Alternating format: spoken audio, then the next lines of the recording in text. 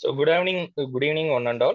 I, Dr. M. Vijay Karthikeyan, the National Treasurer of IAME, feel very privileged to welcome one and all join here for this online debate organized by the National Zone of IAME, featuring four eminent speakers and also moderators and participants across India.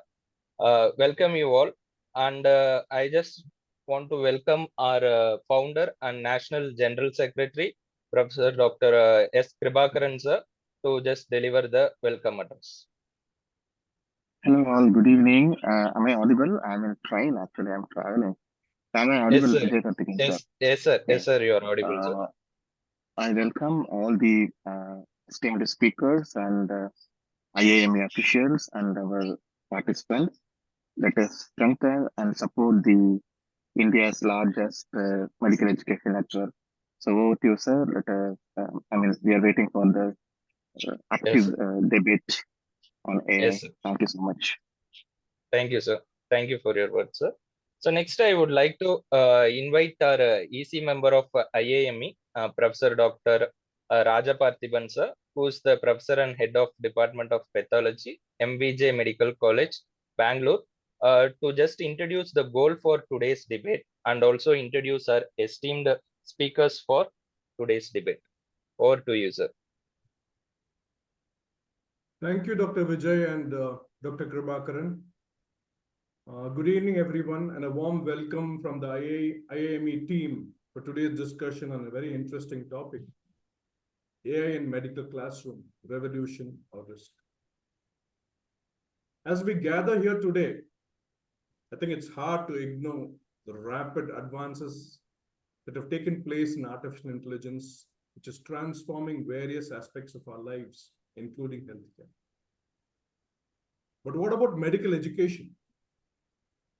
How is AI affecting the way we teach and how students learn medicine? From virtual patients to AI-powered simulations, medical education is undergoing a significant transformation. So, AI, I think, may help medical students develop clinical skills, decision-making abilities, and critical thinking. But as there are two sides of a coin, any new technology, there would be concerns of potential risks and limitations of AI. So will AI replace human teachers? Will it lead to loss of critical thinking skills? Or will it enhance learning experience and improve patient outcome? So let's drive into this fascinating topic and explore the possibilities and challenges of AI in medical education. Before I start, I'd like to quote two famous personalities.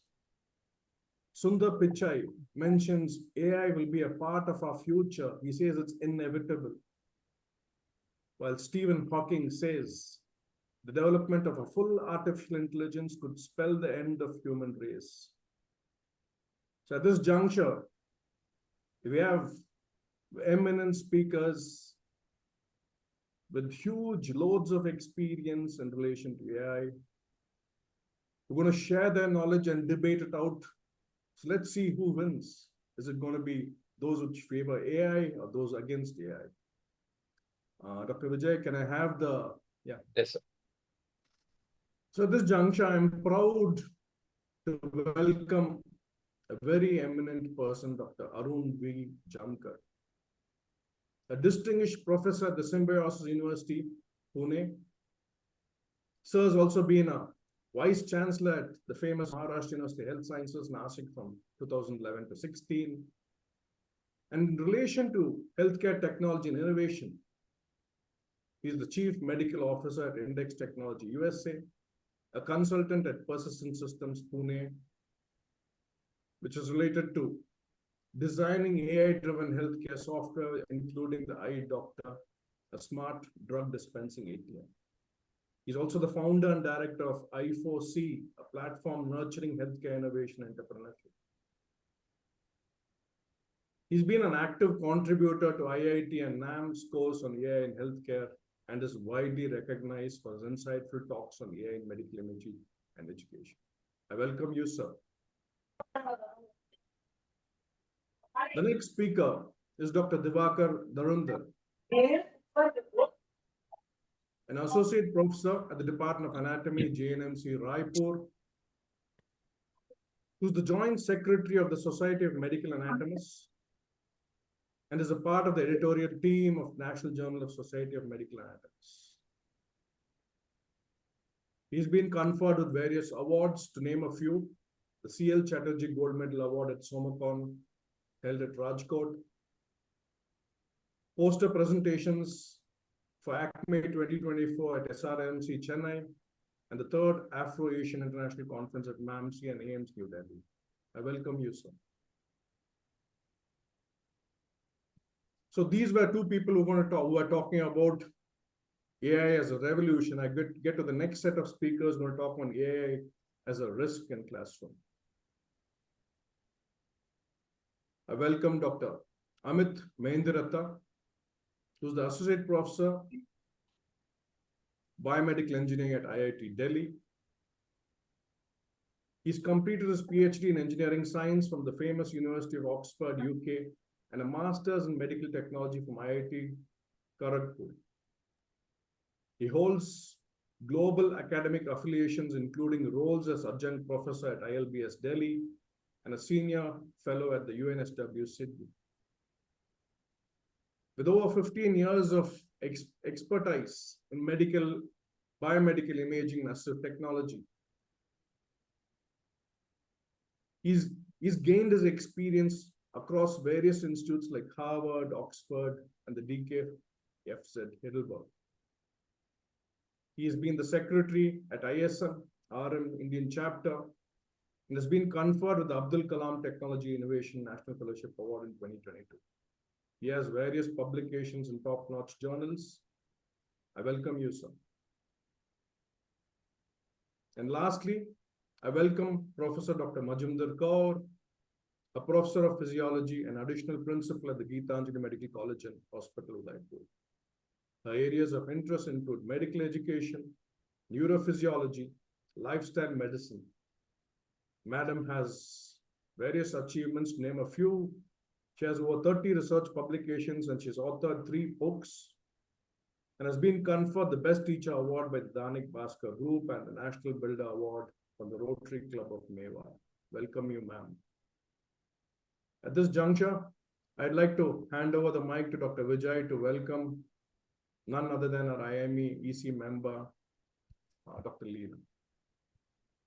Thank you, sir. Thank you for your kind introduction. So next we will be introducing our moderator for today's debate. We have a dynamic Professor Dr. Leena Jain ma'am, who has done her MS in ENT, and she has also done a post-graduation in hospital and health management with the postgraduate diploma in medico-legal services.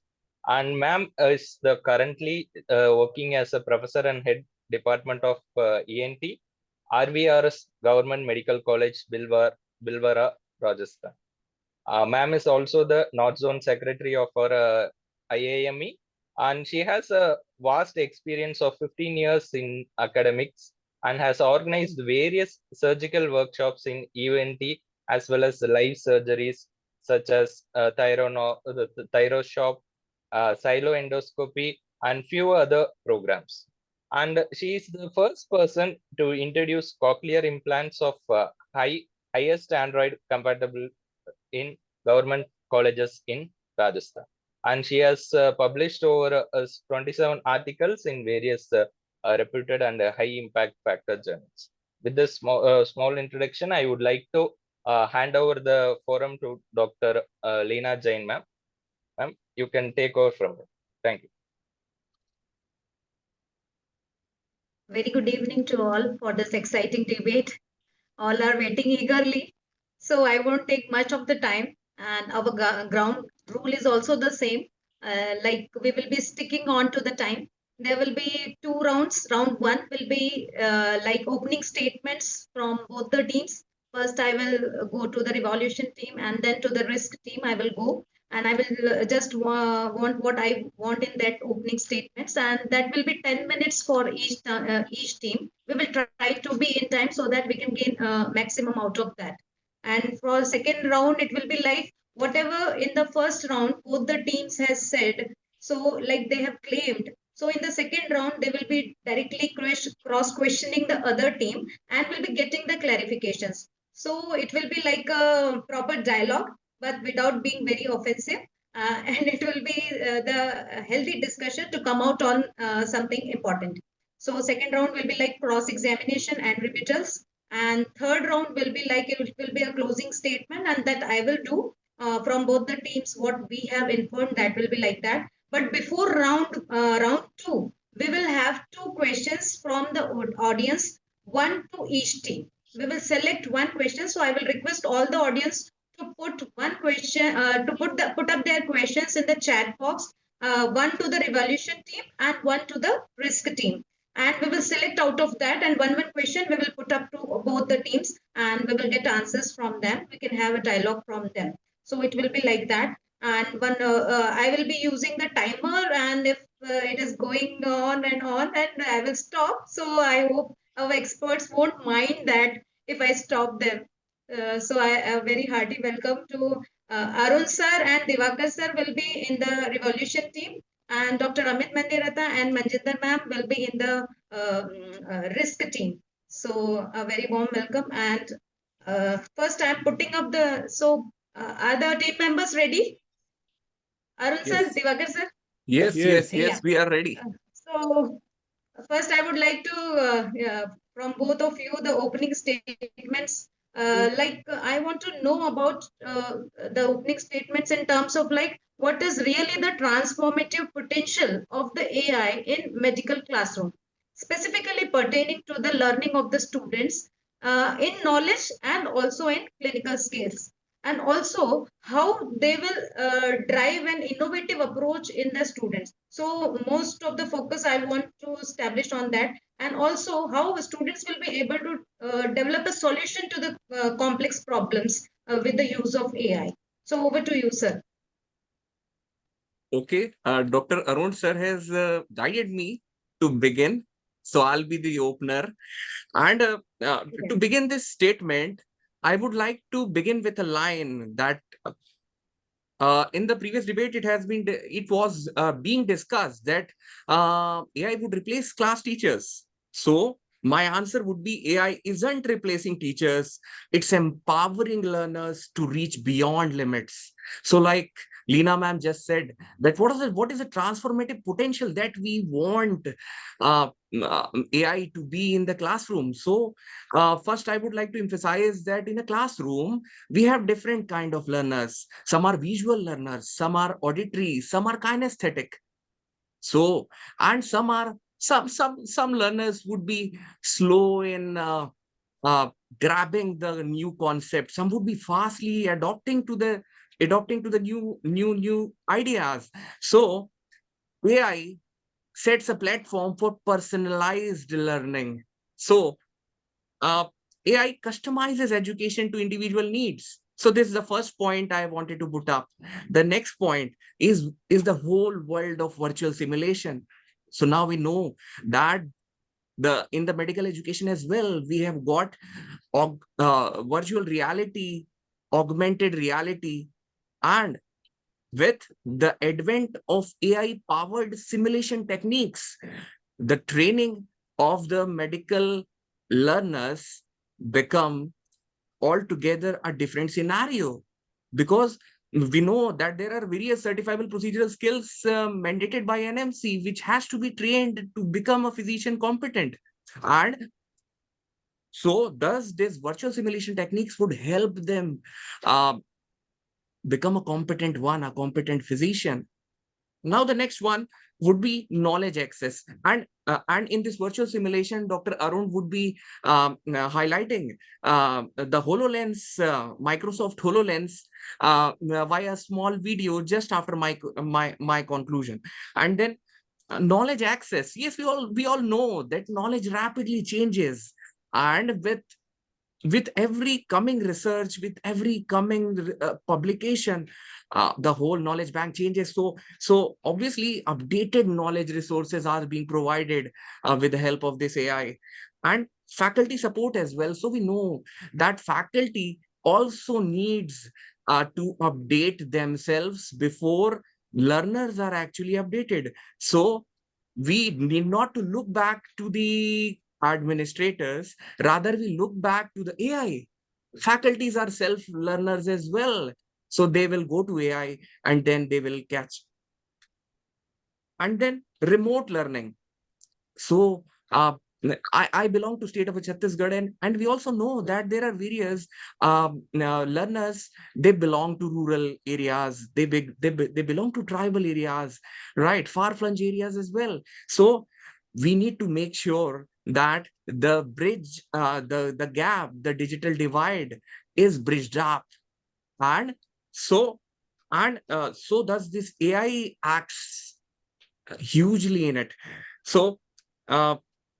I'm an anatomist by profession, so a 3D dynamic visualization beyond cadaveric limitations is an option, is a practical option, is a practical example for that. So, so with that, I would transfer my other team member, Arun sir, over to you. Thank you. Very nice to say, Diwakar. I just want to put these points in a practical context. Nowadays, we are all into what's called a competency-based medical education. And then we want to find out where all curriculum is taught. At present, what is happening is all exams of university that we have nothing to do for the future of our student. The future of student is decided by PG NEET. So what I do now is I do something like a modified flipped classroom. I just submit on a WhatsApp of the students group my notes on PDF, which covers my topic, and I tell them that to go through them, and whatever in anatomy, physiology, pathology is there, whether it is covered, because what is required is an applied anatomy. And therefore, while teaching, I just ask them, it becomes interactive, and I just ask them, is it covered or not covered? And at the end of my session, I use an LLM model and create a question paper of all the questions in that topic and ask them those questions. Now, the problem is the students are interested in getting PG NEET, and if we don't cover the PG NEET syllabus, our discussion and our teaching becomes irrelevant. So this is first instance of using entirely AI model for their learning, teaching, and evaluation. All students, they use a model called Marrow. Marrow is a beautiful thing where it gives you all those questions, and the Marrow follows all the questions of past of PG NEET. And therefore, if we don't teach them, we become irrelevant. And therefore, what I do is through LLM model, I create question papers which are equivalent to Marrow or maybe better than Marrow. And that's why we require a perfect training of prompt engineering to create those question papers depending on difficulty index, discrimination index, using videos, using images. I think then you become relevant. Otherwise, you can make everything compulsory and then students don't attend. So I think the first use of AI. Now you have EHR system available. You could just form a loop in EHR system. You can invite students to register, and let us say student want to learn thyroid case. A new patient of thyroid comes. The AI system through EHR can send an SMS to the student. Such and such patient is being admitted. so that his efforts are less. So I think this is perfect use of resource management for AI. Second use I do is creating scenarios, clinical scenarios of patient. Let us say I'm taking a patient of a carcinoma breast in a clinic. Now, student will bring a case of carcinoma breast. There might be some variations available. So I teach my students how to access Gemini, DeepSeek, ChatGPT, and divide those students into 3 batches and give them a prompt and ask them to have 3 different types of carcinoma breast: early, advanced, and locally advanced. And then they approach. Now I'm trying to show you, and that prompt is more important. Therefore, while a student is presenting a case, other 3 groups can present 3 different cases. So within the same time, the students will discuss about 4 different patterns. So this is entirely a modification of AI to learn, and then they discuss about everything, AI and everything. I think that's how a clinical scenario of subtypes could be used by AI, and then a perfect presentation and perfect teaching can be done. I think this is how we are using an AI for clinical teaching. Thank you. Diwakar, you want to add something? Yes. Just want to add one thing. Just say, for example, AI assisted OSCE. I have a beautiful case example of Imperial College London 20 and there they generated a model, a machine learning model, which use AI to perform the OSCE, where the human intervention, human bias, human errors can be negated all through. So this was a beautiful case example from Imperial College London. They do AI assisted OSCE. This was just I can quote you an evaluation of cases by MRCP. It's a perfect example. Now, as a medical teachers, we need to convince Supreme Court to have a multiple question papers like a GRE, because all frauds are taking place in India because we believe in having same question paper across thousands of centers across the country. So suppose we have a question paper like a GRE, depending upon differentiation index and difficulty index. Now suppose you have MRCP. There is a clinical scenario where there are MCQs available. You answer. Then it says investigation. Then it asks you which investigation you want. It goes to that investigation. And then investigation is given. Then you have to opt. Then it goes to outcome. It goes to management. And it goes to series of protocols. And unless and until you have actually seen the patient and actually managed the patient, you can never answer.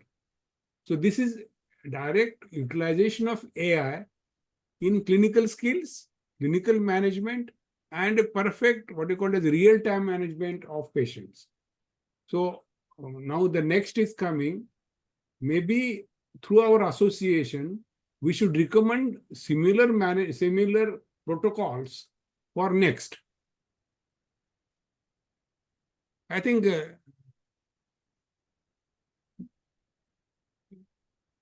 how much time we have, Leena? No, you are mute. Muted.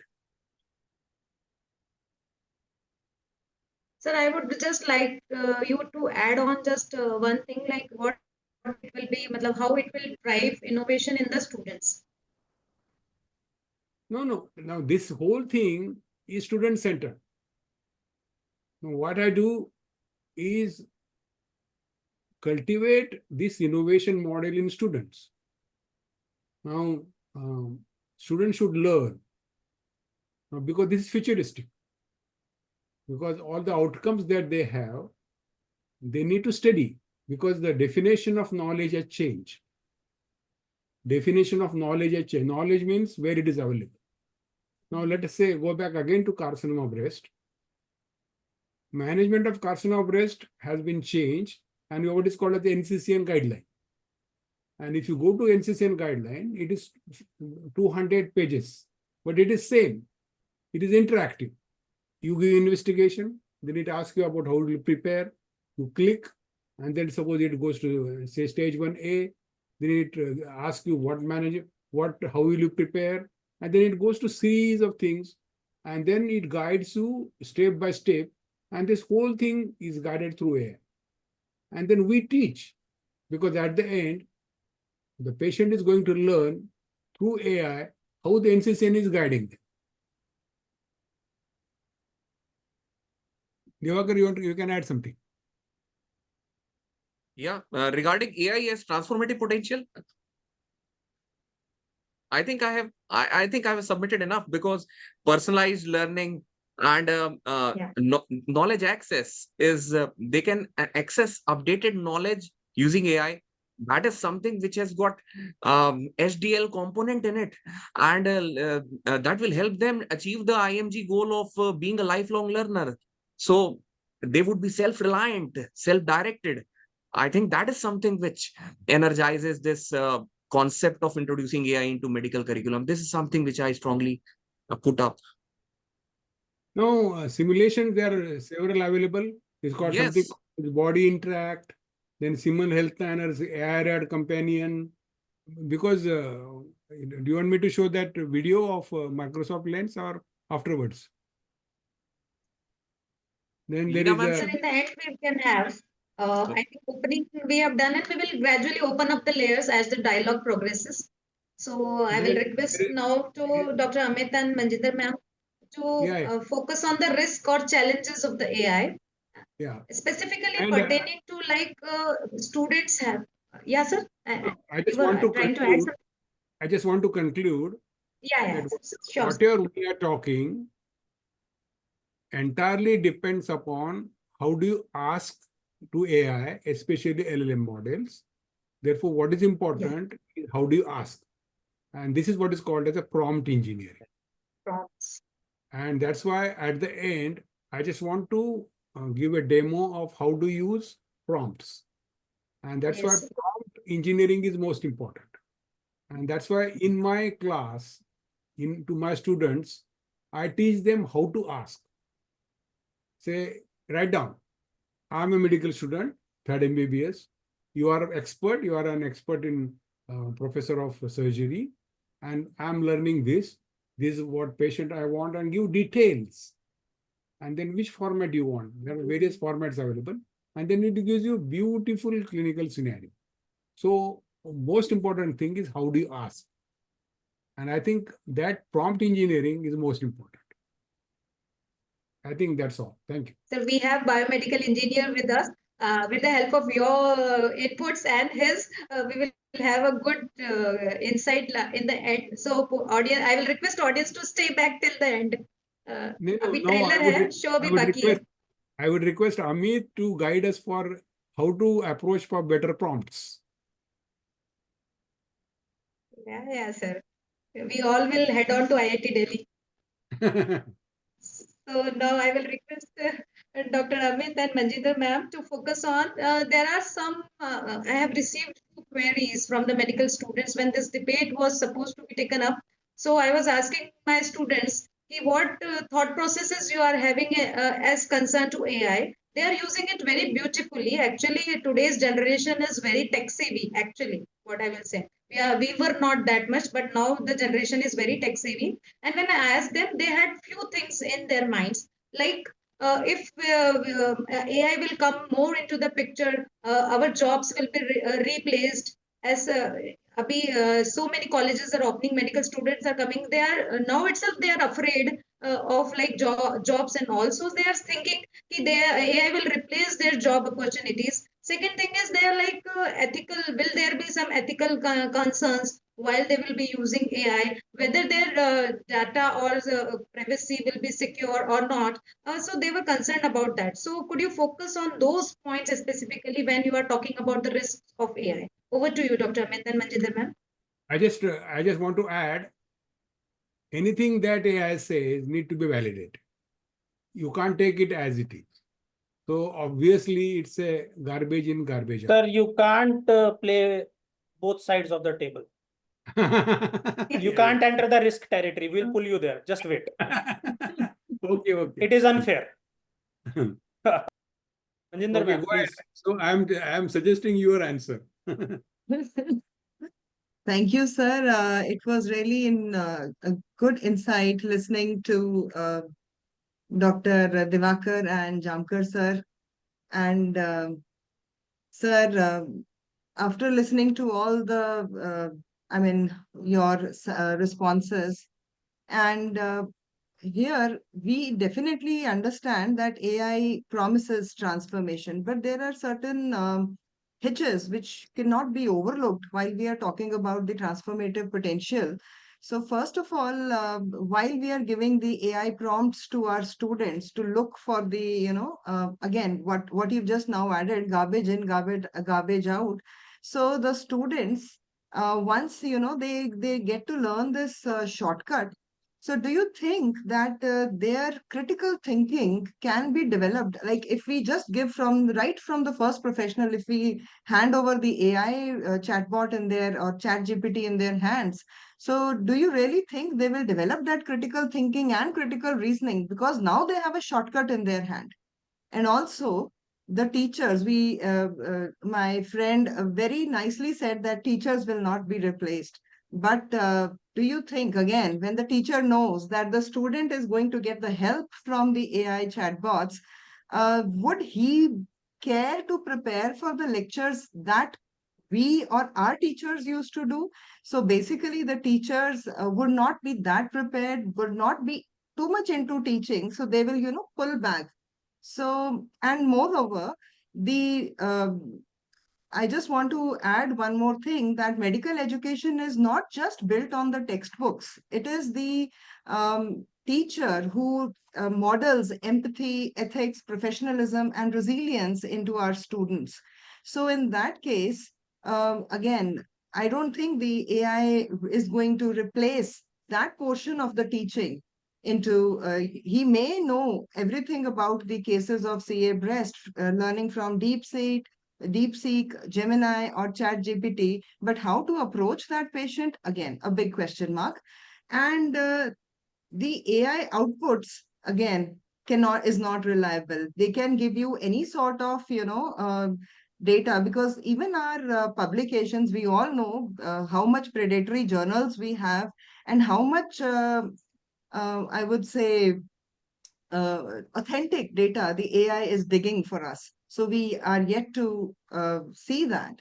And again, Diwakar had just now said that the digital, all these platforms, they can, be used for the students in the remote learning or the tribal areas. Do you think that a student who is from tribal area is going to afford? Just see the Gemini, it costs around, I think, more than 2,000 rupees per year subscription. So do you think he is able to afford that kind of subscriptions? So, and moreover, if the medical colleges are already doing it for everyone, then the student is already coming to the classroom. So my question is that in the potential risk. And when the student is learning on the models, definitely learning on models is very a good source of teaching, making a student competent.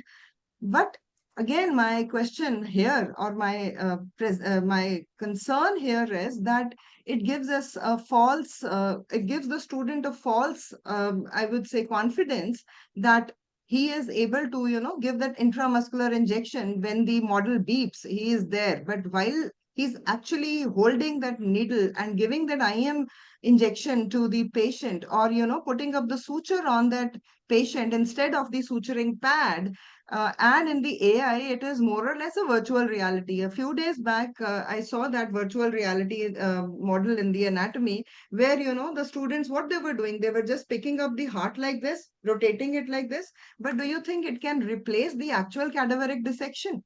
Again, a big question. So the role of AI in medical education, if I want to summarize, that it is not just a technical thing, because the medical education has more of the humane component in it. It has to be ethical. And don't you think we are creating a generation of doctors who are technologically proficient, but intellectually shallow, emotionally disconnected, and professionally adrift? Now, Dr. Amit can add the risks of AI in the healthcare.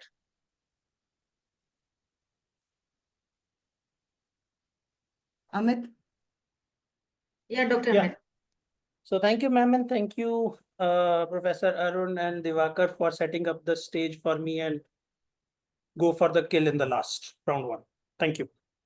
Now, AI, what is AI? Let's start from there and let me tell you something historically. Let's not take everything on the face value. We are doctors, we are educated learners, right? So you just go through the history and see. It started back in 1950, 75 years ago, when somebody says there is a computer, machinery, and intelligence. The term AI, artificial intelligence, was coined by John McCarthy in 1955, right? So we are already 70 years in the present day that we are dealing with AI. It's not that has evolved in last one decade. It has hyped in last 1 decade that I can buy. Now, with AI coming into the medical education or healthcare settings, how do you control the ethics? What is student learning? What is happening in the healthcare system? Who is accountable if something goes wrong? There was a patient who died on OT while a robotic surgery procedure went haywire because of the software glitch. It's a reported case in UK. So who will you account for? The hospital put the throat of the technical engineer under the radar because he was not present during the OT time. It was not his duty. Who is accountable? Is the developer accountable? Doctor who is using the AI is accountable? Or is the patient accountable who signed the consent that I can be treated by a doctor who is using AI? Who is regulating that market? CDSCO, DCGI? Come on. It's after a decade of medical devices and two decades medical devices are there. They woke up in 2017 and said that Medical Devices Regulatory Act has to come into picture and medical devices should be treated like a drug and has to go to regulatory compliance. Otherwise, they used to give a NOC. We are not regulating any medical device. You can do whatever you want. They are still to evolve and understand what AI would do. AI is not part of the MDR Act 2022 amendment. There is no regulatory compliance, no accountability. You are free to operate in the market. Now, that is not what I think a medical education or a healthcare future is. If that is the case, then just leave it. Now, coming to a different aspect of heterogeneity and bias. When we are talking about AI to teach or to treat or to healthcare ecosystem, you just go through the literature. How many papers are there who has trained, tested, and evaluated the AI models for the vast heterogeneity of population, ethnicity, gender, age, type of variability that we get even in India? Leave the globe apart. None. I went to the AI in Health conference in Basel, Switzerland, where Roche, Novartis, ETH, everybody was there talking about AI and healthcare. It was in last November 2024. First conference on AI in healthcare. I asked a simple question to the podium, Dean of ETH. Sir, how many AI-based approach you have adopted in the healthcare setting? International platform, 0. None. Nobody believes it is translatable right now. So how do you control the malicious use of it? Can I put into my pocket and say I have fever cough and they'll say, okay, go and buy this medicine? Are you going to write that prescription? Nobody is in control. Please understand. Somebody has to take the accountability. Without that, I don't think AI has a future to healthcare system yet. Bill Gates passed a statement 2 weeks ago saying that healthcare and teaching are the next markets that are being threatened by AI. And that is the same Bill Gates who passed a statement 5 years ago, said healthcare and teaching are the two professions who are untouchable to AI. And 10 days ago, he passed a statement, healthcare and teaching. That is very relevant to this topic that we are discussing today. I kept that document full. So whose pocket are you going to fill when you force that AI has to come to healthcare system? I'm sure it is not the benefit of student, not the benefit of teacher, nor the benefit of patients. Patients are putting their life in the hands of doctor, who is, as ma'am rightly says, falsely or wishy-washy intelligence. Are we creating a educated medical prompter during the medical education, or are we creating an educated medical doctor during the education? I think the answer is clear. We are not teaching how to prompt, we are teaching how to treat. And I completely disagree with one of the statements which passed, that AI will help us objectify the syllabus to cover NEET PG in the MBBS curriculum. I think the objective of MBBS graduates was to treat patient, not to clear NEET PG. It's the hype that is created that if you are not a neurologist, the patient will not go for a headache. We don't have a family physician practice nowadays. I have an abdomen pain, I'll look for a gastroenterologist because he has cleared NEET PG. No, the idea of MBBS is to create doctors who can go to periphery and do, not to train them to do NEET PG by the use of AI. I think that it's a double-edged sword. It's a technology which has been with us for 75 years. It is just last decade. Some people have forced it to come to healthcare because it looks like a lucrative business. Please understand, economics, healthcare, and teaching are verticals. If you merge them together, a different world is going to evolve. So I just raise a flag with the risk team. Thank you. Thank you so much, Dr. Amit and Dr. Majinder ma'am. Now we will open up the layers. Both the teams have heard each other's proponents and opponents have heard to each other, and they would have definitely recorded the claims and all the things. So in the second round, I would like to just, if you want to take 1 minute to just have you can just want to have a retake on what one other team has said, and if you want to take out some points, you can take, because in this round I would like to have a direct questioning.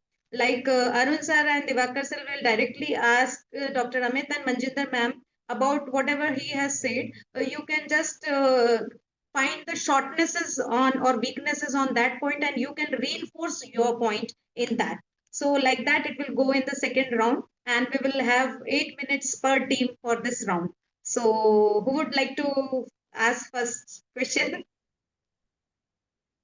I think first I will ask Arun sir and Diwakar sir to ask cross questioning with Dr. Amit and Dr. Majinder, because Dr. Amit has just finished, and so it will be like we would like to hear from Arun sir now.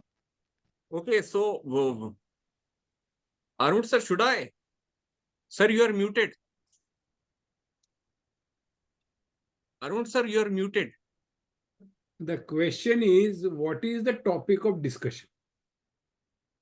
Topic of discussion is AI in medical classrooms. Yeah. Yes. We are not discussing robotics. We are not discussing healthcare. We are not discussing management. We are not discussing anything that Dr. Amit has said. We are discussing how we are going to use AI in clinical skills, medical teaching, how to make a better doctor. Did I say anything about management? No. So whatever Dr. Amit has said is perfectly true. I never disagree, because he has a conception that robots operate. Robots do not operate. Robots obey your orders. Robots are the mechanism by which you put those instruments inside the body. They are connected by wire, and you are on a console, and surgeon operates. Robots by themselves do not do anything. Now, obviously, if the wire is wrong, if that console is wrong, if the mechanism is wrong, obviously, then who is to blame? The mechanism is different. But then I'm not going to discuss about that. What I'm going to discuss is how I am going to train. Suppose I am going to train a student for clinical skills, clinical management in various, say, domains of clinical skills, where I am going to use those skills. That's how AI is going to help. The rest of things I'm not going to discuss because that is out of purview of today's discussion. Diwakar. Arun sir is asking, Dr. Amit, I would like to interrupt. I want to moderate this questioning, direct questioning. Arun sir is saying, what you have said, robotics and all, is that having any relevance with our topic like AI in medical classroom? Does this have some indirect connection?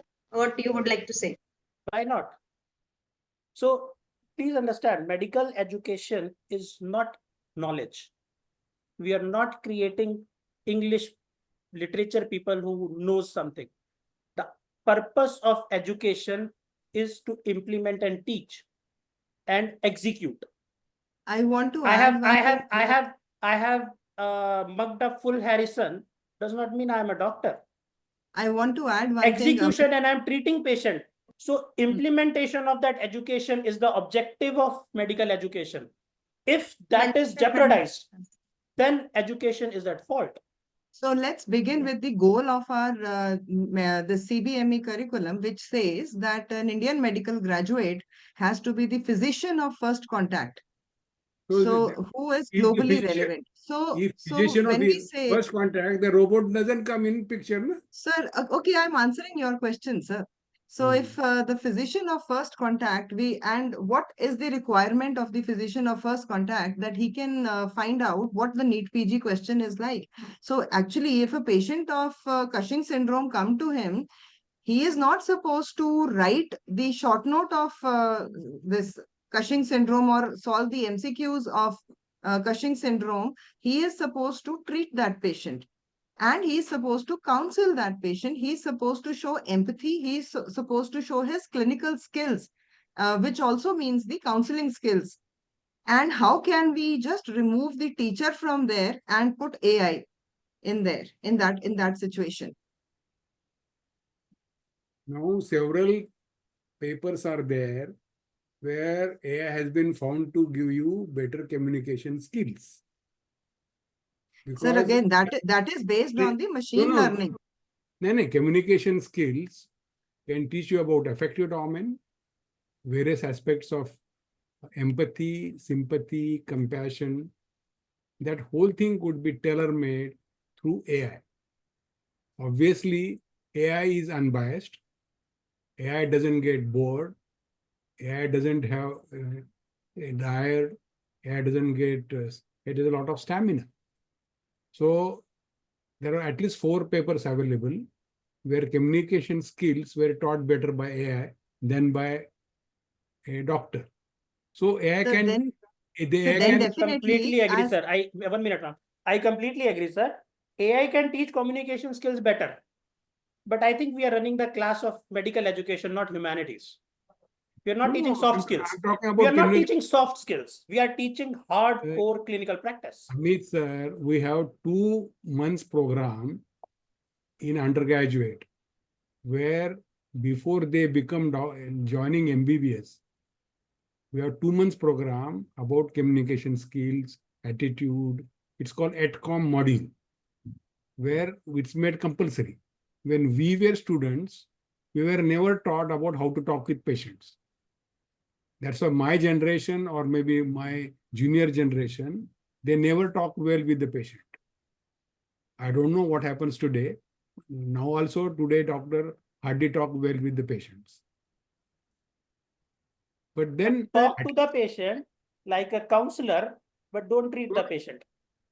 I don't buy that as a part of medical education, sir. No, Amit, I have psychologists and clinical psychologists who can counsel the patient better than I do. That is not my objective. Of course, they are better trained to talk. Yeah, but they have not. Psychology is not talking about how to train the psychologist with AI. Why are we talking about that? Psychologist curriculum में AI नहीं है. If you go to any ICU guy, he talks in medical term. इसका PO2 इतना है, PCO2 इतना है, ये है, वो है. So we are teaching them terminology through AI. हाँ, ठीक है. So if I can talk as an engineer terminology of doctor, I should be granted a license to practice. Yes, that's practice of communication skills. No, but I want the education, I want the license to practice and treat, not to talk. There is a difference. So that's why practicing skills can be done better by AI. Sir, in Then- that case, you are already saying that teachers are already, Now, they are not Diva- required. I mean, because Diwakar has already talked about AI in creating psychomotor this- skills. so We are this means that, sir, that means in the OSPI or OSCE, if we replace the teacher, the observer station with an AI module, so this means the teacher is not supposed to sit there while the OSCE is taking place.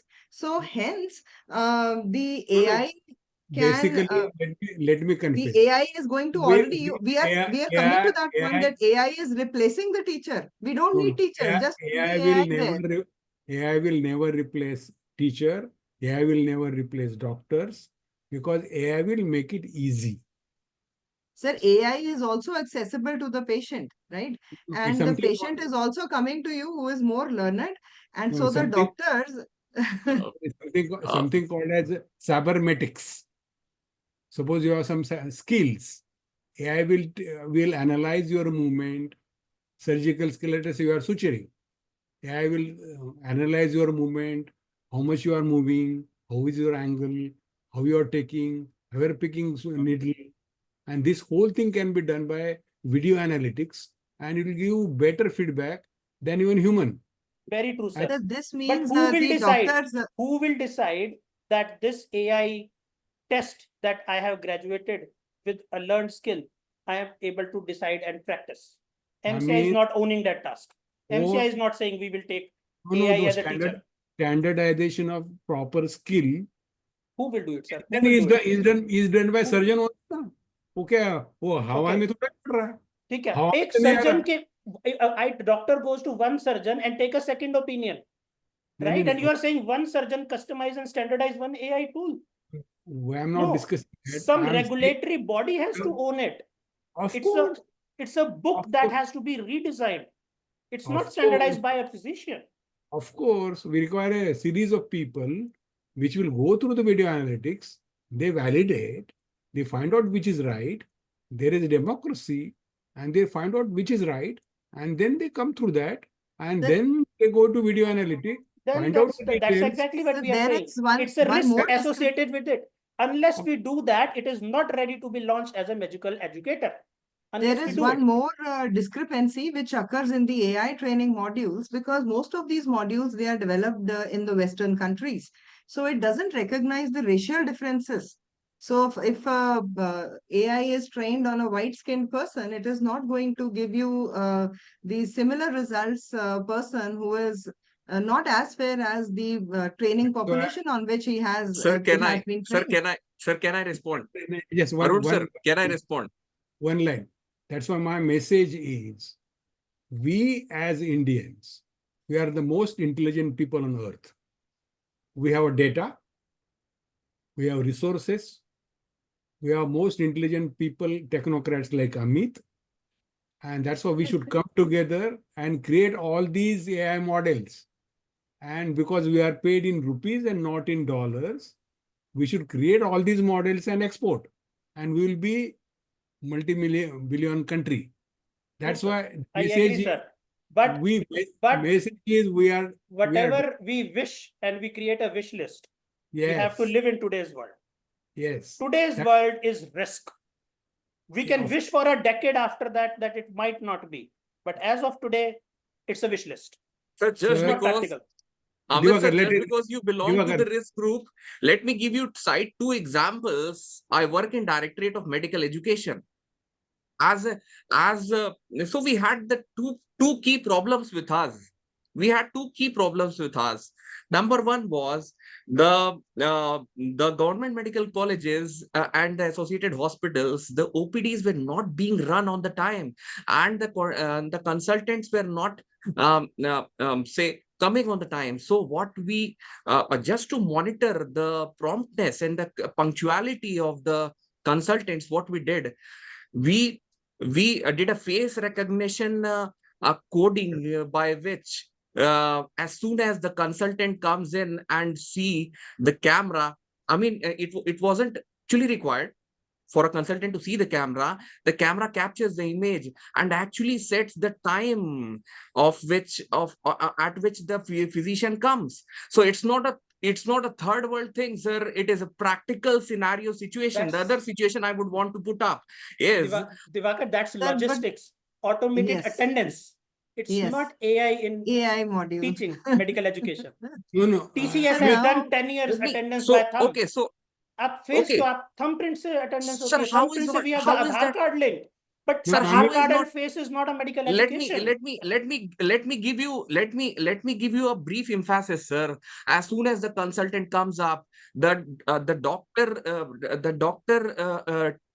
student learning method is there in the NMC. The patient comes up, the student comes along and see all how the consultant takes the history. See how he examines the patient. So that's how the learning is done. So the classroom so the AI in medical education is just not about AI in classroom settings. I want to so add one this- thing here, Diwakar. Now, my son, when he was I say 6 or 7 years old. So there was one gaming site, which was agame.com. And on that, he used to perform the knee replacement surgeries very accurately. He never missed a step. But that doesn't mean that he was able to do a knee replacement surgery on an actual patient. He learned all the steps. Medical Council of Right. India in 2019 gave a skill lab module. In skill lab module, a beautiful diagram is given. I would recommend all of you to just have a good look at it. I think it would give a beautiful direction to our discussion. Right. And it says that certain skills are feasible. It can be done in the bedside. It's always 100% better to practice those skills in the bedside. What about those who are critical? Those skills, these are beautifully critical, equally critical, but it is not feasible to practice in the bedside. Can we omit that skills, or should we have an alternate arrangement which is called as skill lab, so that a competent physician is created, and at the end of the day, what is our outcome that we are expecting? That is a better patient care to those who have nots of the society. Is it not?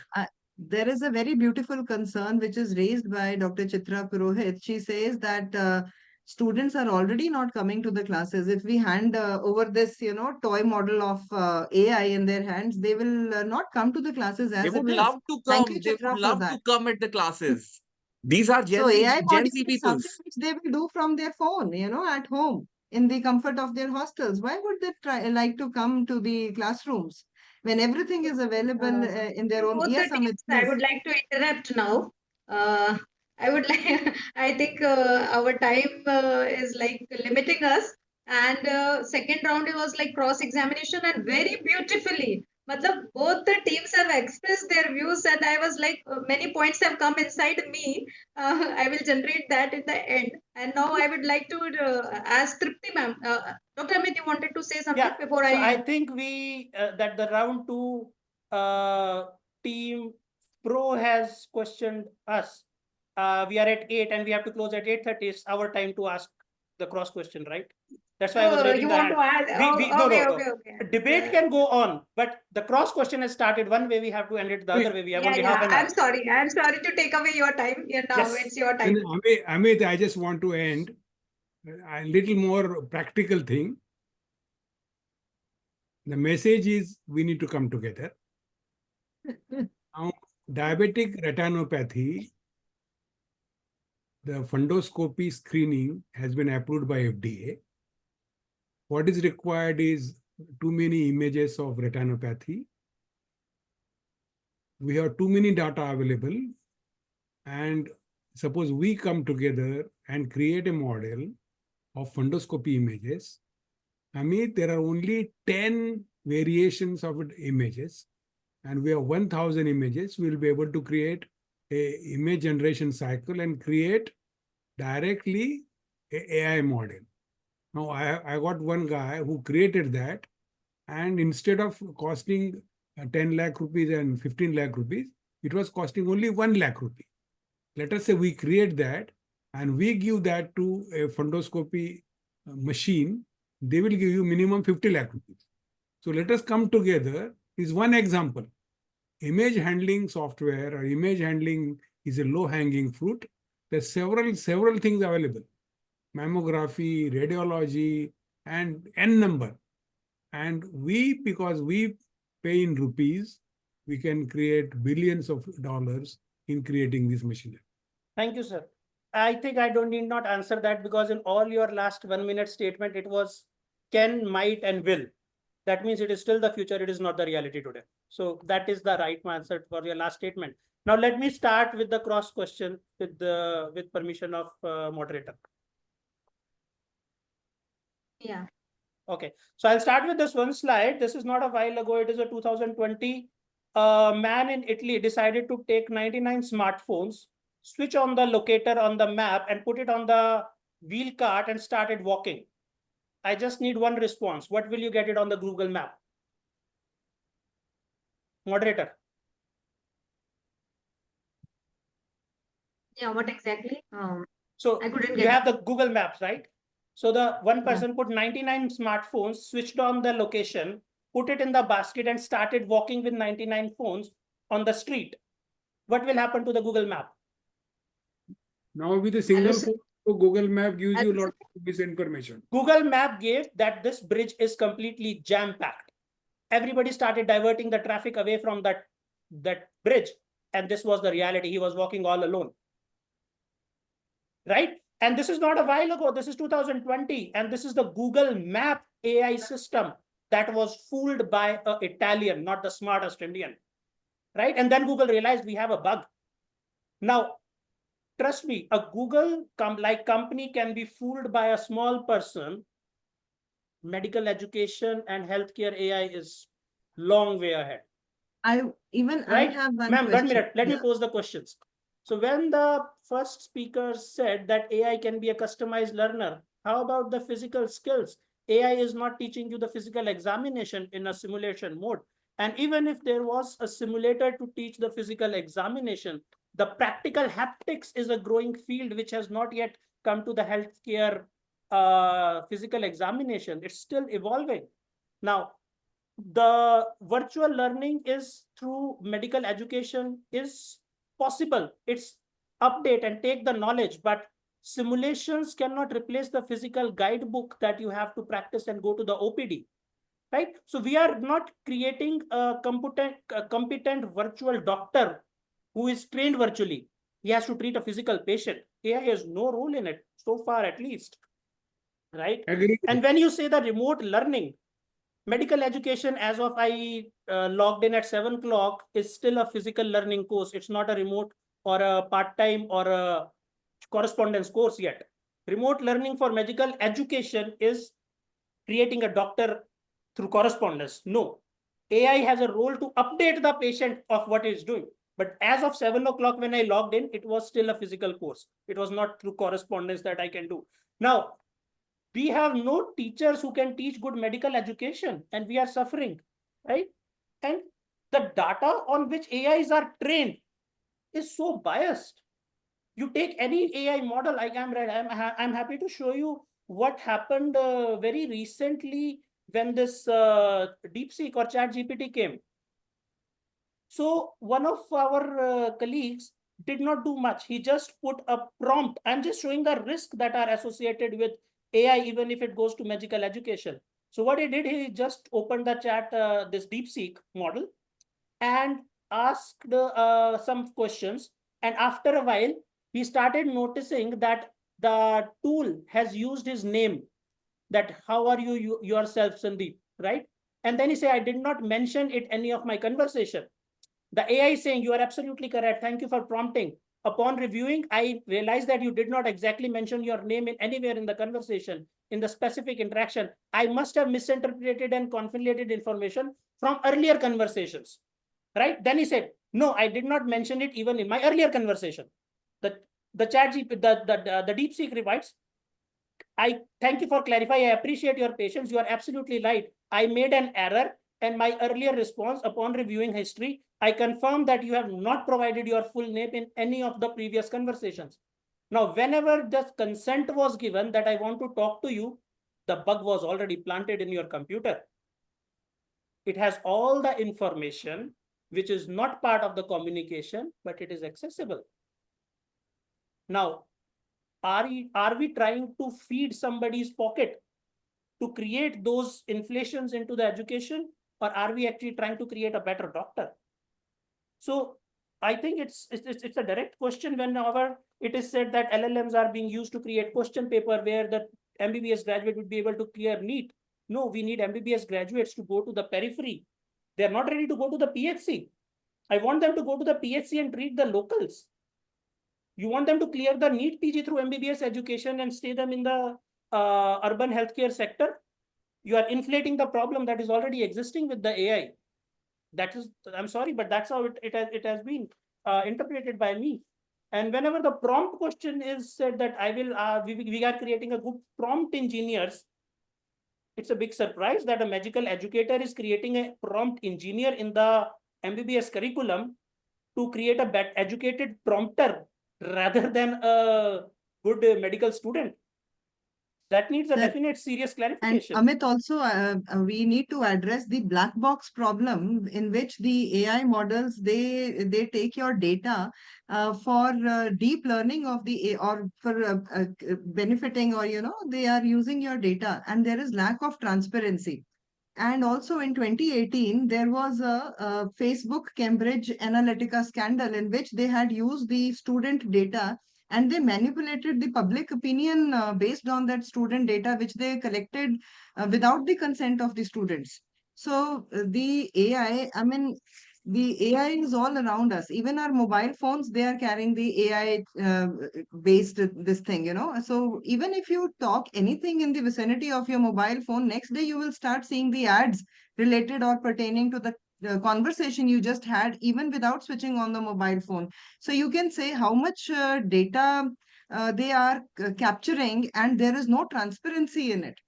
So just to top up that, as you said, that when you start looking for something and you got getting the ads, corroborating it with our other team's expert when they say that the prompt question thing.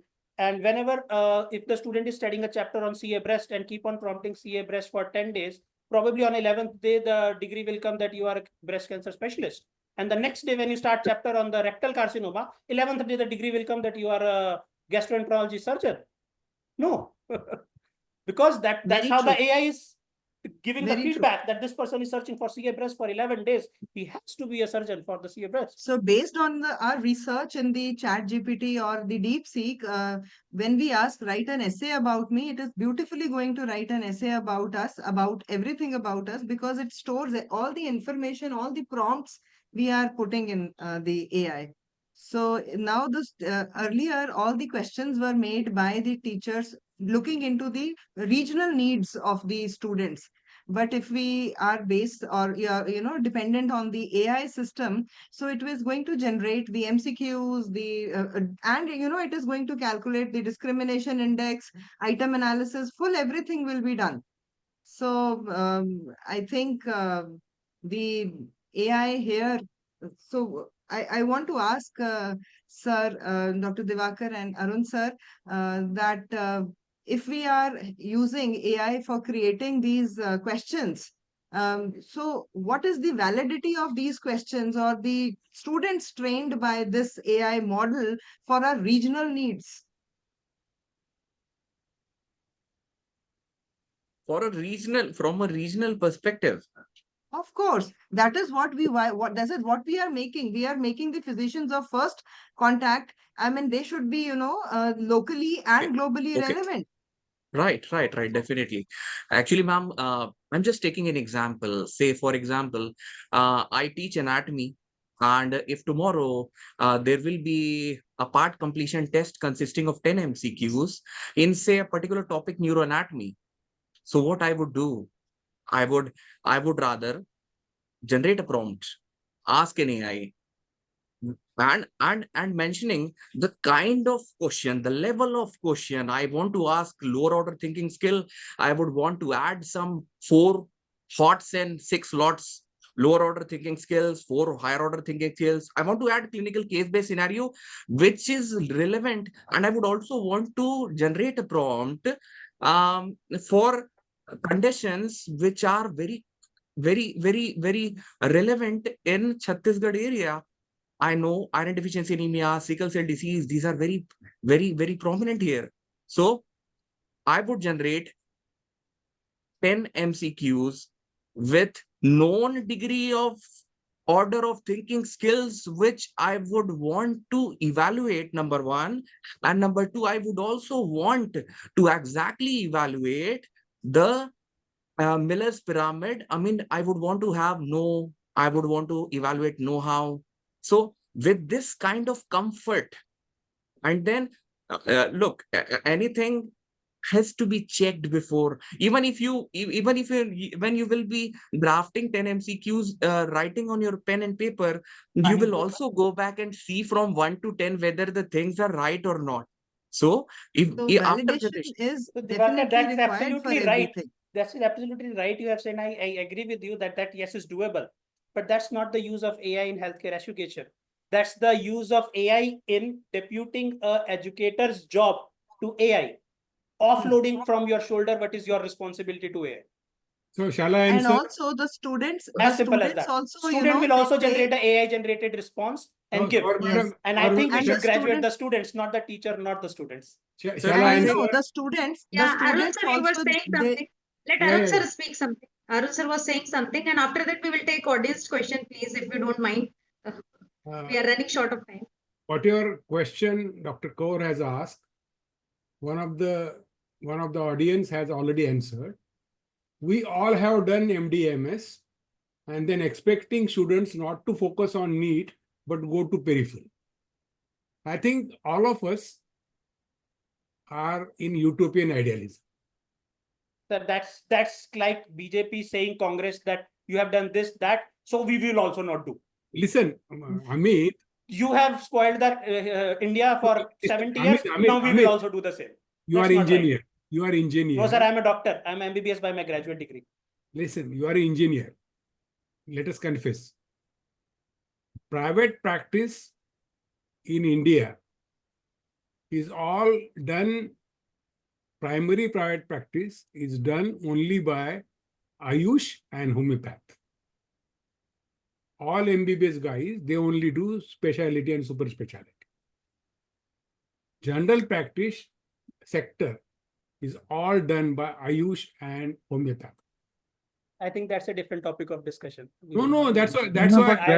I will not indulge sir, in this. here, This if is a you different see topic. one of the responses, he says that Dr. Arvind says, I am regularly taking MCQs and most of the students are getting 100% marks because of AI. So are we really testing the knowledge of the students? No, we are Or actually did motivating AI? the student that you are going better, because AI is prompting the questions by judging your capacity so that you perform better and you become confident. So that is also part of the LLM model, which makes sure the student become confident in answering the question rather than when you answer right or tough questions. Are we allowing that is part of the AI. Are we allowing use of LLMs in examination hall, because 100% marks due to AI?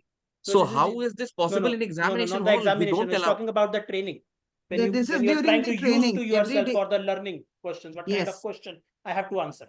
Okay. So this is when the, at the end of the class, they're giving the 5 questions or 10 questions or, the practice during the internal assessments. Yeah, he's written there.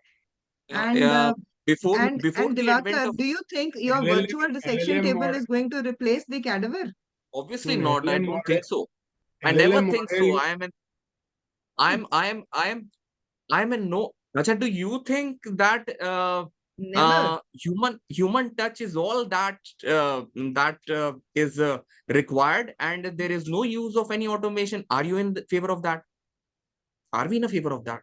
Just because we have been allotted to a different topics. Obviously, we are. That's the objective that the audience hear the best of both the things, and audience decide what they want. We have to defend our own goal, not to win or lose, but to make audience aware of both the sides of coin transparently. Yes, we are just showing the side of this side of the going coin. on to that, But before finally going on to that, I would request Trupti ma'am to just say one question to both the team from audience. Those who have, which have been already discussed, we won't entertain those. But only one or two questions, Trupti ma'am, if they are specific to revolution and risk team, you just ask in few, 1 or 2 minutes. Then we will proceed on to the closing thing. Yes. So good evening all. It is a nice, interesting session going on. So I congratulate all the speakers. And the questions almost have been discussed in the ongoing discussion. But still, I want to ask from Dr. Rao and Dr. Rajesh, is there any need to know the authenticity of information generated from AI? And what is the validity of AI tools? And again, Dr. Kavita asked, are we generating AI operators or doctors? So again, same thing. So almost same repetition is there for Dr. Diwakar sir and Dr. Arun sir. Obviously require validation. Everything from AI has to be taken with pinch of salt. At the end, we always require teachers. Therefore, all these things had to be done under guidance of a teacher. You can't just do everything blindly, and therefore teacher is always required. AI will help you to do again and again, do repeated things and help you. Now, I hope all students are using Marrow, and think if you go to the Marrow guide, it gives you all training. At the end, it gives you questions, it gives you answers, and it gives you explanation. So I think same module where that module is from teacher. So I think we need to understand that teacher cannot be replaced. Yeah. Yes, sir. Thank you. So the next question from Dr. Neeraj is for the other team that can is there any chance that not being acquainted with AI or not involving AI in classrooms will make us behind the global scene? So can we be lagging behind because of not using, not staying in line with the what is happening in the world at present? And if we are not acquainted, if we are not going with that, will we be behind the rest of the world? I want to answer that question. Since ages, India had, Arun sir has also said that the most of the brilliant minds have come from India only. So I agree with that. So it's just that because our doctors and our technical people from India, they were taught to reason out, they were taught to put their brains into the problem. And this was the kind of medical education which was going on since ages. At that time, the training was more like a gurukul. The teachers were training the students in a more, I would say, one-on-one basis, and the students, they were more competent. But now, as of now, it is the problem that the AI has, it is not the AI per se. I would say it is the usage of the many things which are, there are different aspects of the AI, right? One is in the medical education, and also the AI is working on the social media and everything. So which has taken the focus of the students away from the education. And, the AI has come up like a game thing for them. So in this generation, the current generation is using the AI as, as a gaming thing, and they have learned how to fool AI, and they manipulate their responses in a way that the AI picks it up.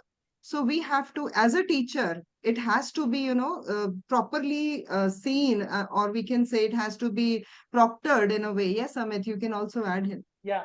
So I am big fan and not use the word will, can, because that is always futuristic. Try to learn from the history.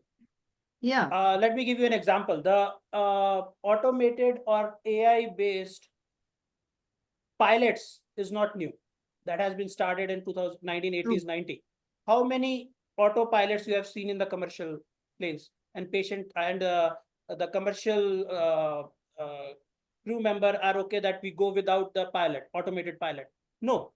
Did India, when the automated pilots were run in Europe and US in 1980s, did India thought that if we don't do the automated pilot, we will be lag behind? No, that was not right. Right? So evolving that is the best, is the biggest blunder we do. Why do we have to say that if they are there, we have to reach there? It's not a race, please. It's your learning as an MBBS graduate. You believe that it is you are able to enhance, please do it. Dr. Can I Amit, respond? I would Don't like look to into interrupt that. you. Yeah. Can I I just would have like 1 to minute? interrupt. Yeah. Dr. Diwakar, yes. Yes. Actually, being a medical educator, and I hope all of you would agree to me that the biggest challenge that that teacher has is to gather attendance of the students. And you know how, and you know what they talk about. Do you know how tech savvy they are? What's trendy? Are we aware of this trends related to prevalent technology going among them? So, if we would not match their ideas, if we would not match what is prevalent, what is trendy in terms of, say, technology, for example, would they be put up in a lecture hall? Would they be able to listen to us? Now, all over, people are getting fast responses. They are really, now it becomes a challenge for a medical educator to put someone to sit in a lecture hall for 60 long minutes. So I think adoption, the technology is also another attribute which a medical teacher must have. This is what I submit. Thank you so much, all the experts. It was such a wonderful Leena, insights from everyone. I just want to Yeah, add yeah. something. Yeah. Amit, we are talking about autopilot. All pilots are trained by simulation technology. And simulation technology was long time used for training pilot. The classical example was landing of a flight when the plane was hit by birds. And then simulation technology told the pilot to land in Hudson River. No. Whereas No. the tower down, tower down. Hudson River flight landing was not taught through AI. It was simulated post the landing by AI, that how could a pilot land the plane like this? And AI failed to do it the way the manual pilot did with his skill to do the Hudson pilot landing. He was not taught. It was a retrospective AI simulation to gauge whether he did a fault in landing or no. And AI failed to say that it was a fault landing.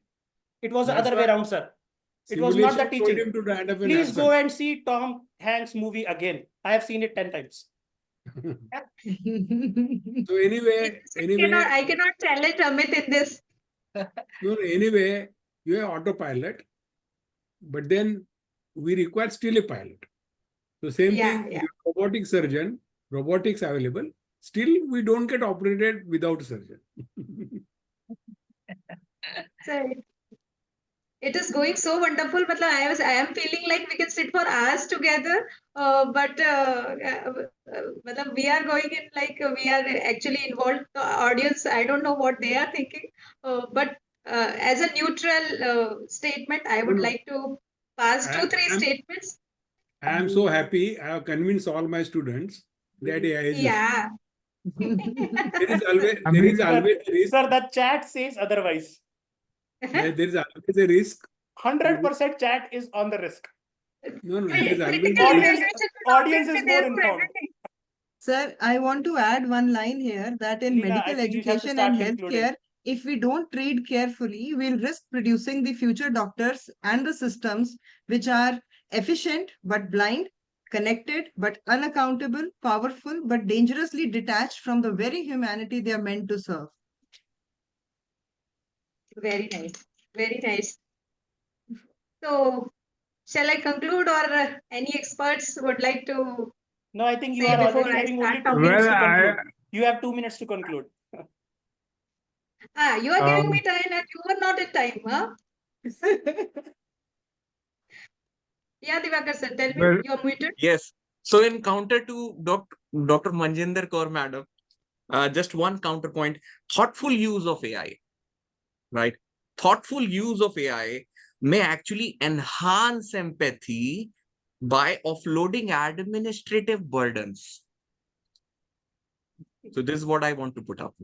So my Yeah, point yeah, is nicely, now my nice. point is now we need to go from artificial intelligence to artificial wisdom.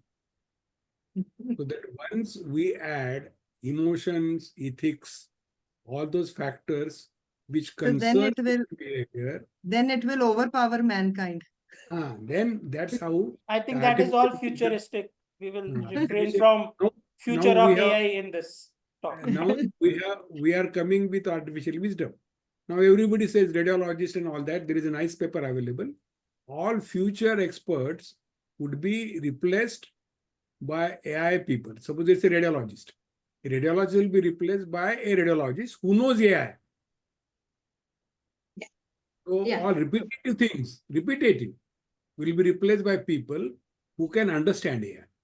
At the same time, surgeons won't be replaced. Sir, KK Wherever- Deepak sir is suggesting that develop an AI-based system for detection of stress among students.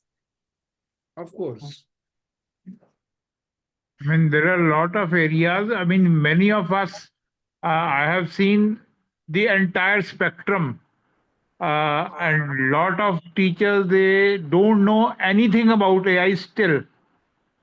And gradually, they are also part of our spectrum. So gradually, as we move forward, there are people who are at the cutting edge. There are people who are at the bottom levels and middle levels. So this entire spectrum, and same applies to students also. So we need to cater to all areas, and AI is going to stay. We can't avoid it. Yeah. So the main challenge is to bring those people who are at the bottom of the pyramid to at least mid level and use it as a tool. So welcome, Sanjay sir. Sir, it is so, we are so fortunate that you are there today. It's so nice to see you on board. Thank you. I mean, I'm sorry I joined a bit late, but I was viewing the entire debate. I was enjoying it. So Let us take a poll from students whether they think AI should be used or it's a risk. So before that, I would like to conclude this session. No, it's not like conclude this session, but the debate part I would like to conclude. Then vote of thanks is there, and your PPT is also there, I suppose. So 3 statements I want to pass. Just like a thought came to me, ki sun gives a tremendous like energy, but it can be used as a power or it can convert us into ashes. So it is up to us how we use that solar energy. So that is one thing. Second thing is like we should master AI before it masters ourselves. And third thing is we should have an open communication between educators, students, AI developers, because it is essential to ensure the responsible and effective use of AI in education, in medical education or in medical classroom. So these are the 3 crux of what this today's debate was there, and I thought AI is unavoidable and we have to learn it, but in a responsible and effective way, and all have to come as team. It is not an individual responsibility, it is the responsibility of whole of the team, medical and paramedical, all like that. So now I would like to ask Neelam Patil ma'am to just give a word of thanks. And after that, we can have, if we have time, Dr. Vijay, sir's presentation was there. So Sure, ma'am. you can just let me know. Yes, ma'am. After vote of thanks, we can. Am I audible? Yeah. Am I audible, madam? Yes, please. Yes, ma'am. Yeah. Okay. Good evening, everyone. I am myself Dr. Neelam Patil, EC member of IAME, Professor TNMC Nair Hospital, Mumbai. And it is my honor and privilege to propose this vote of thanks on behalf of our Indian Association of Medical Educationists. First and foremost, I extend a heartfelt gratitude to our esteemed speakers respected Dr. Arun Jamkar sir, Dr. Diwakar Dhurandhar in the Revolution team, and Dr. Amit Mehnderatta and Dr. Majinder Kaur as RIS team, and for very thought-provoking and enlightening inputs. I must say both sides presented very well-reasoned arguments, highlighting the dynamic nature of this emerging field. I thank the North Zone Secretary IAME, Dr. Leena Jain Madam, for making this event so impactful. Thanks to Dr. Vijay Karthikeyan, our go-to person for technical help. Also Dr. Kirubakaran, Dr. Parmar, Dr. Rajaparthiban sir, Dr. Trupti Madam, and all our IAME members for behind their efforts. And lastly, a big round of applause for our audience for the enthusiasm and questions that added depth to this discussion. And as Mark Mondauran says, the art of teaching is the art of assisting discovery. It subtly reminds everyone that no matter how advanced technology gets, the true heart of education is guiding discovery. And something AI can assist, but the human touch still leads. And we truly need to come together, as respected Dr. Jamkar sir said. So let's continue to explore, let's continue to evolve together. Thank you so much. Just to declare, I just shared a PDF file of my presentation today. And this presentation is far more than what I covered in my talk. So everybody can access, because my aim is to have a better network and let people share my whatever I know. In addition, on my YouTube channel, all my videos are available on AI in medical imaging, so they can access. Thank you so much, sir. Thank you so much, sir. And thank you all the participants. Sir, would you like to present the video? No, I think we can do that. Shall I show that? Wait a Yes, sir. Yes, sir. Yes, sir, please. Yes, sir.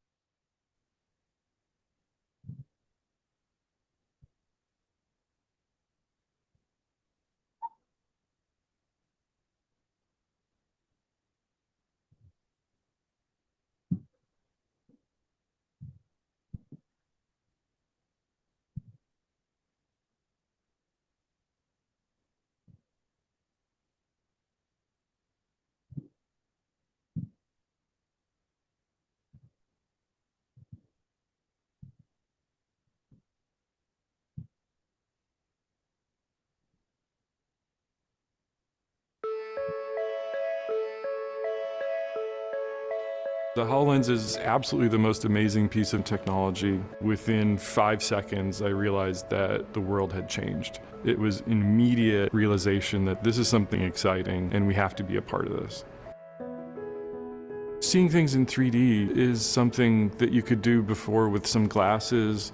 The thing that the HoloLens gives you is the ability to walk around those 3D objects and to really experience them as if they're in the room with you. It is augmented reality, it is mixed reality. And what that means is I still see you, I still see this room and everything around me, but the digital content is inserted into the room as if it's actually there. As a teacher, I can see what they're all looking at. And that's something that we think has real power. It's actually opening up our interactions with each other. The biggest drive is getting the anatomy curriculum completely done by the time we move into the new health education campus. Today, we and the Cleveland Clinic are constructing a state-of-the-future health education campus. Our students will learn using the most forward-looking educational programs. HoloLens is a key part of this. The actual act of dissection hasn't changed in generations. We have to be much, much more effective and efficient. The biggest thing about medical school is there's just so much information and so much knowledge you're being asked to learn. HoloLens is going to enable us to teach in an integrated way and to look at the body in ways they haven't been able to see it. It's sort of having X-ray vision, seeing through the skin. My mind was just kind of blown. When I tried it on, it was perfect. It's really hard to understand what the anatomy and book's trying to tell you.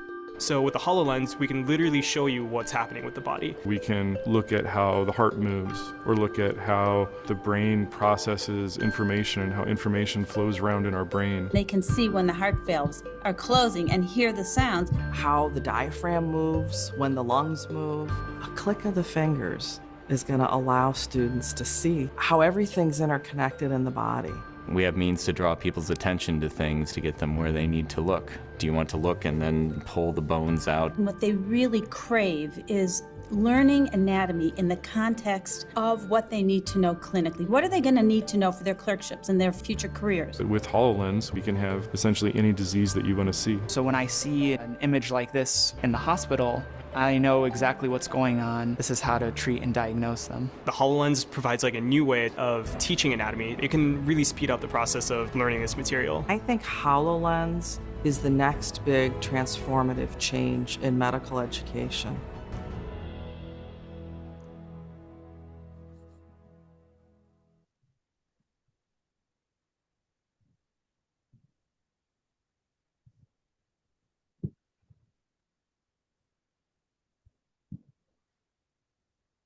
Thank you.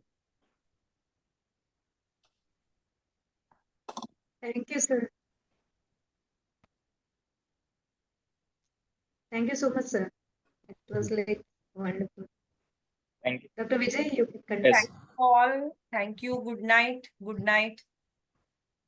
Thank you. Thank you. Thank you. Thank you, everyone. Thank you all. It was Thank you. really, I must say, engaging discussion. My sincere apologies if the ideas felt somebody on the heart, but that was not the objective. As a lawyer for the risk, my objective was to put the harsh reality rather than hurt your feelings, because that's what I was given the task. So That's how it is. That is the risk. That is a risk I am ready to take. My closing remarks in one line. I do teach AI, I do teach healthcare, I do teach engineering, I teach medicine. And we do a plagiarism check for all our reports that students give, and it now gets into the AI pledge. When I was hearing the remarks by a few, we are very tuned to understand what is generated and what is not. I was just has to close this because it will otherwise occupy my mind throughout the night. Some of the remarks by the experts are AI generated. So we have already killed the intellect of the experts to do a proper debate at their own shoulders, but to create a debate which is generated by AI to defend the AI. That's what's the only I can say. And accept it or not, up to the audience and to the community. No, it's harsh reality. It is a harsh reality, actually, because we wanted to save time and we wanted to edit creativity. No, I'm just a closing remark. I don't need a defense. No, that's the thing. In general, what we think about using AI in our field. That is the thing, like that. Thank you so much. Thank you. Arun sir, Diwakar, awesome discussion. We are Keep starting. you engaged. We are at Symbiosis. We are starting one Symbiosis Institute of Artificial Intelligence. So maybe if you could share your biodata with us, we can invite you as a resource person and advisor. Sure, sir. It will be a good idea, sir. Please invite me also, sir. Of course. If moderator permits me, should I put up a statement? Just last one. Sure. Amit sir, Sure, if you can allow me. Just go one. ahead, go ahead. Okay. Just switch off the recording. Okay. In medicine, compassion cannot be coded. In medicine, compassion cannot be coded and wisdom cannot be downloaded. Agree. I totally agree with what you said. Every remark which comes out, even birthday wishes, which we tend to write in Facebook status, tend to come from LLMs. So this is where we are delving with. Thank you so much, sir. So accept AI, but at the end of medical education or healthcare, acceptance of AI by doctors or trainers or educators, you are not at risk. Patient is at risk. Please remember that. No, Diwakar, the problem is that's the only thing. Whatever we create through LLM, you have to give input. I have to first say Diwakar is such, Diwakar is that, Diwakar is that. Then only it creates. And then I send it to Diwakar, you are happy. So at the end, your happiness is more important. Let it be LLM or non-LLM. Sir, actually, every AI generated idea has got an AI smell in it. As soon as I tend to get a message from my friend, which is AI generated, I can immediately identify he cannot write this better English. So is AI generated. That's why you write down in Shakespearean English. Okay. True, sir. Okay. Thank you, everyone. Thank you. Thank you. Signing off. We'll keep you engaged. Thank you. Thank you, sir.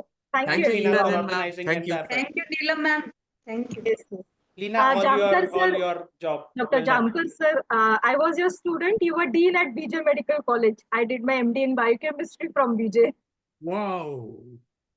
So I always say a professor should be evaluated on the quality of students he create. So you are the classical example. Sir. Thank you so much, sir. Thank you, everyone. Thank you. Thank you. Shall What a team. What an event. Thank you. Thank you. Thank you Shall all we- the esteemed speakers for joining for today's debate and making it a very active debate. And also I would like to show my gratitude to all the office bearers of IAME and all the participants who have actively involved in this debate.